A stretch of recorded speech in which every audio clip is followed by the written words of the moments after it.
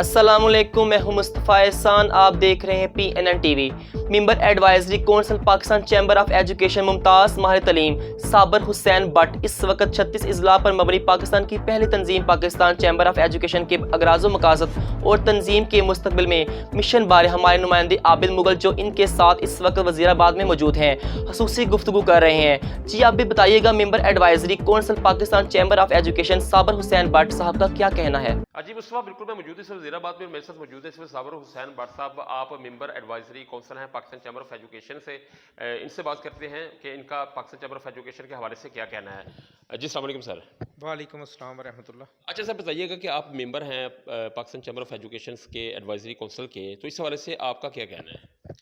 الحمدللہ جی، ایک عرصے سے ضرورت محسوس ہو رہی تھی کہ پنجاب کی سطح پہ ایک ایسی تنظیم ہو جو کہ تمام پرائیویٹ سکول، نجی اداروں کے مطالبات لے کے چلے اور ان کی شنوائی کے لیے کوشش کرے اور سب کو منظم کرے۔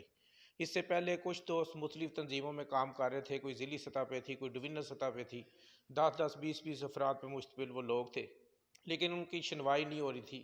ایک اینٹ کی مسجد کی وجہ سے تعلیمی اداروں کا، نجی تعلیمی اداروں کا بہت زیادہ نقصان ہو رہا تھا۔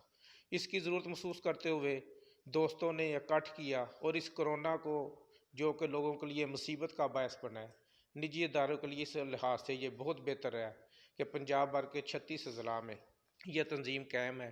اور پچھلے دنوں جو اس کا پروگرام گزرا ہوا ہے لاہور میں ترتیب دیا گیا، الحمدللہ وہ پاکستان کا ایک تاریخی پروگرام تھا کہ سیلف فنانس کے تحت 3500 روپیہ ہر بندے نے ادا کیا اور اس پروگرام میں شامل ہوا۔ ہم سمجھتے ہیں کہ اس کا مستقبل روشن ہے، اس کی قیادت کچھ کرنا چاہتی ہے اور اس کا جو طریقہ کار، جو دستور ہے، اس میں تمام بندوں کے برابر کے حقوق ہیں۔ اچھا، مجھے صابر حسین بٹ صاحب مجھے بتائیے گا کہ ماضی میں ہم دیکھتے رہے کہ پاکستان لیول یا صوبائی لیول پہ جو بھی آرگنائزیشنز بنتی ہیں اسپیشلی ایجوکیشن کے حوالے سے، وہ ان میں کوئی خاص یونٹی ہمیں نظر نہیں آتی۔ خاص طور پہ کوئی خاص اگر سامنے آتا ہے، جس طرح کرونا کے ایشو سامنے آیا، تو وہاں پر بھی ہم نے دیکھا کہ یہ سارے لوگ جو ہیں وہ آپس میں یونائٹ نہیں تھے۔ تو اس حوالے سے آپ کا کیا کہنا ہے کہ کتنے ہوپ فل ہیں آپ کہ آپ کی یہ جو چیمبر آف ایجوکیشن آرگنائزیشنز بنی ہے پاکستان لیول پہ، اس میں ایک یونٹی کو کس حد تک آپ دیکھتے ہیں کہ اس کی یونٹی وہ مینٹین رہے گی؟ اس میں صورتحال یہ تھی کہ جو پہلے لوگ تھے وہ ون مین شو تھے اور ان کے پاس افرادی قوت نہیں تھی، مختلف ذرائع میں رابطے نہیں تھے۔ اس وجہ سے وہ صرف اپنے ذاتی مسائل یا دوستوں کے مسائل یا پبلسٹی کے حوالوں سے میدان میں آتے تھے اور کچھ لوگوں سے مالی فوائد لینے کے لیے ان کو پروجیکشن دے کے اپنے ساتھ چلانے کی کوشش کرتے تھے۔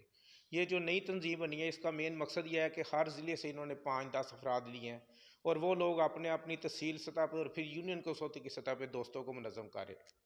اور اتنے بڑا اجتماع جو لاہور میں ہوا ہے، وہ اس نے ایک بہت اچھا میسیج دیا ہے۔ ہر سطح پہ حکومت بھی محسوس کرتی تھی کہ ان لوگوں کا کوئی وزن نہیں ہے کہ جس کے ساتھ ہم بات کریں، جس سے مذاکرات کریں، لیکن انشاءاللہ ہم سمجھتے ہیں کہ 2-3 مہینے کے دوران یہ تنظیم جو ہے وہ اپنا وجود بھی منوائے گی اور لوگوں کو ساتھ لے کے چلے گی اور انشاءاللہ ریلیف ملے گا۔ اچھا، میسج کیا ہے آپ کا اس پلیٹ فارم سے ممبر ایڈوائزری کونسل کے حوالے، آپ پرماننٹ ہے اس کے ہیں تاحیات، آپ اس کے ممبر ہیں، تو اس حوالے سے آپ کا میسج کیا ہے؟ ہم یہی سمجھتے ہیں کہ ہمیں اپنے حقوق کے لیے کوشش اور جدوجہد کرنی چاہیے۔ اگر ہم اپنے فرائض ادا کر رہے ہیں تو حقوق کی بھی لینی چاہیے، اور ہماری کمزوری یہی تھی کہ ہمارے پاس کوئی پلیٹ فارم نہیں تھا کہ جہاں سے ہماری آواز بلند ہو سکے۔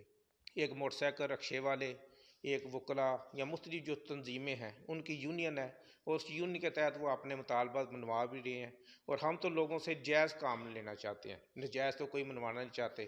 اور اس تنظیم کی سب سے بڑی خوبی یہ ہے کہ ان کا توڑ پھوڑ مقصد نہیں ہے، ان کا مین مقصد یہی ہے کہ مذاکرات کے ذریعے اپنے مطالبات منوائے جائیں اور جس سطح بھی ہو مذاکرات کو اہمیت دی جائے۔ جی ٹھیک ہے۔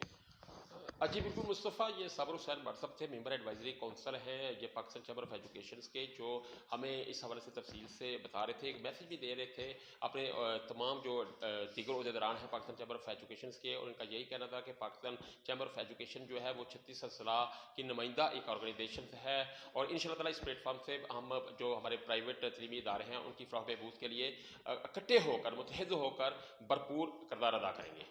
اب تک کے لیے اتنا ہی۔ مزید خبروں کی تفصیلات کے لیے ہماری ویب سائٹ وزٹ کریں PNNTV.online اور رہیے ہر خبر سے باخبر۔